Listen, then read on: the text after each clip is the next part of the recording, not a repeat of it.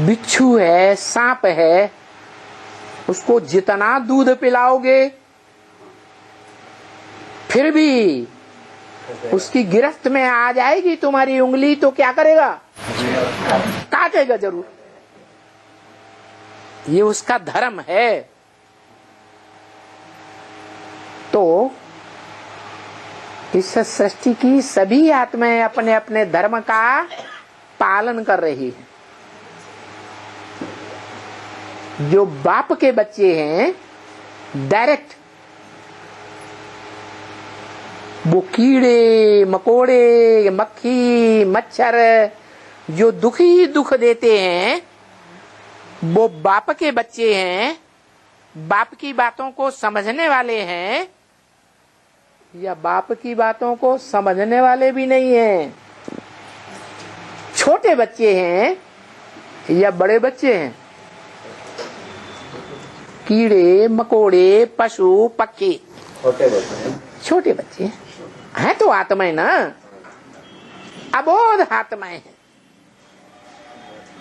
छोटा बच्चा है, कितना भी समझाओ, आग की तरफ नहीं जाना, उसमें हाथ नहीं डालना, वो क्या करेगा? फिर भी रेंग के जाएगा, उसी में हाथ डालेगा। ये स्वभाव है। सारी दुनिया इस स्वभाव कहो, प्रकृति कहो, निसर्ग कहो, इस प्राकृतिक बंधन में बंधी हुई है। हर आत्मा रूपी रिकॉर्ड में उसका अनेक जन्मों का पार्ट भरा हुआ है। इसलिए गीता में कहा है, प्रकृति क्रियमाणानि गुणैः कर्माणि सर्वशः अहंकार विमूढ़ात्मा कर्ताहम् इति मन्यते। प्रकृति के द्वारा हर आत्मा रूपी रिकॉर्ड में कर्म स्वभावतः भरे हुए हैं।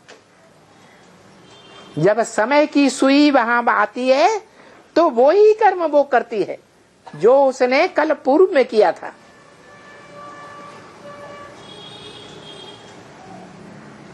तो आत्मा स्वयं करती है या प्राकृतिक रूप से आत्मा में वो कर्म अनेक जन्मों के भरे हुए हैं? क्या सच्चाई है? स्वतः ही प्राकृतिक रूप से स्वभावतः हर आत्मा रूपी रिकॉर्ड में वो कर्म भरे हुए हैं। लेकिन मनुष्य अहंकार में आकर के कहता है मैंने ये किया, मैं स्वर्ग बनाऊंगा। क्या क्या समझता है? मैं की गुहार लगाता है, मैं करने वाला हूं। अरे मैं तो कुछ भी करने वाला नहीं हूं, ना अच्छा न बुरा। ये सच्च रूपी चक्र में जैसे भगवान बाप ज्ञान सूर्य बंधा हुआ है कर्म करने के लिए,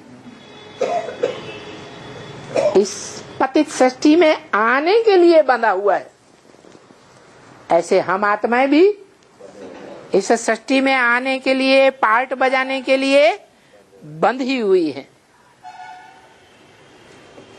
तो मनुष्य विद्वान समझते हैं हमारी सदा काल के लिए मुक्ति हो जाएगी।